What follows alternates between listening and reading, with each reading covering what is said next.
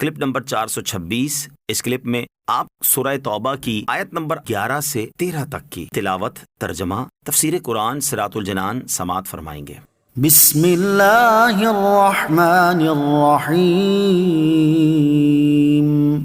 ترجمہ، اللہ کے نام سے شروع جو نہایت مہربان رحمت والا ہے۔ فَإِن تَابُوا وَأَقَامُوا الصَّلَاةَ وَآتَوُا الزَّكَاةَ فَإِخْوَانُكُمْ فِي الدِّينِ وَنُفَصِّلُ الْآيَاتِ لِقَوْمٍ يَعْلَمُونَ۔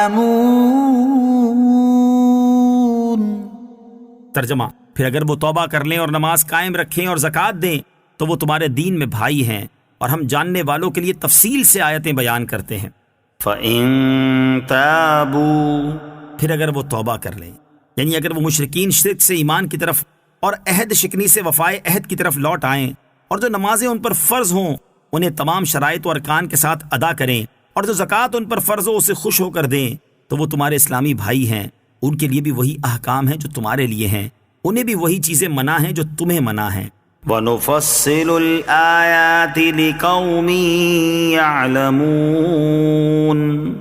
اور ہم جاننے والوں کے لیے تفصیل سے آیتیں بیان کرتے ہیں، یعنی ہم عہد شکنی کرنے والے اور دیگر مشرکین کے احوال اور کفر و ایمان کی حالت میں ان کے احکام سے متعلق آیات ان لوگوں کے لیے تفصیل سے بیان کرتے ہیں جو انہیں جانتے اور سمجھتے ہیں۔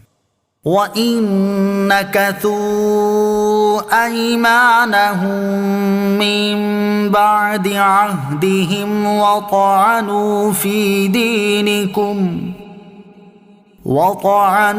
فِي دِينِكُمْ فَقَاتِلُوا أَئِمَّةَ الْكُفْرِ إِنَّهُمْ لَا أَيْمَانَ لَهُمْ لَعَلَّهُمْ يَنْتَهُونَ۔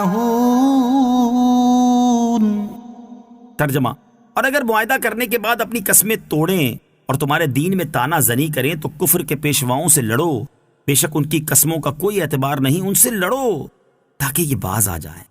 وَإِن نَكَثُوا أَيْمَانَهُم مِّن بَعْدِ عَهْدِهِمْ، اور اگر معاہدہ کرنے کے بعد اپنی قسمیں توڑیں، یہاں حکم دیا گیا کہ اگر کفار معاہدہ توڑ دیں اور مسلمانوں کے دین میں طعن و تشنیع کریں تو پھر کوئی عہد باقی نہیں، بلکہ اب ان کا فیصلہ میدان جنگ میں ہی ہوگا۔ دین میں طعنہ زنی سے کیا مراد ہے؟ دین میں طعنہ زنی سے مراد یہ ہے کہ دین اسلام کی طرف کوئی ایسی بات منسوب کرنا جو دین اسلام کے شایان شان نہیں، یا ضروریات دین میں سے کسی چیز کو ہلکا جان کر اس پر اعتراض کرنا۔ اسی طرح نماز اور حج پر طعنہ زنی کرنا، قرآن اور ذکر رسول علیہ الصلوۃ والسلام پر طعنہ زنی کرنا، یا رسول اکرم علیہ الصلوۃ والسلام کی شان پاک میں گستاخی کرنا، سب اس میں داخل ہے۔ آیت وَإِن نَكَثُوا أَيْمَانَهُمْ سے حاصل ہونے والی معلومات۔ اس آیت سے دو باتیں معلوم ہوئیں۔ نمبر ایک، جن مشرکین سے معاہدہ کیا گیا ہو تو اس معاہدے کے قائم رہنے کی ایک صورت یہ ہے کہ وہ ہمارے دین پر اعلانیہ طعنہ زنی نہ کریں، اور اگر وہ اللہ عز و جل اور اس کے رسول علیہ الصلوۃ والسلام کی شان میں یا قرآن سے متعلق کسی گستاخی کے مرتکب ہوں تو ان کا معاہدہ ختم اور ان کے خلاف جنگ کی جائے گی۔ نمبر دو، کفار کے ساتھ جنگ کرنے سے مسلمانوں کی غرض ان کے ذاتی مفادات نہیں بلکہ انہیں کفر و بدعمالی سے روکنا ہے، اور یہی اسلامی جہاد کا سب سے اہم مقصد ہے۔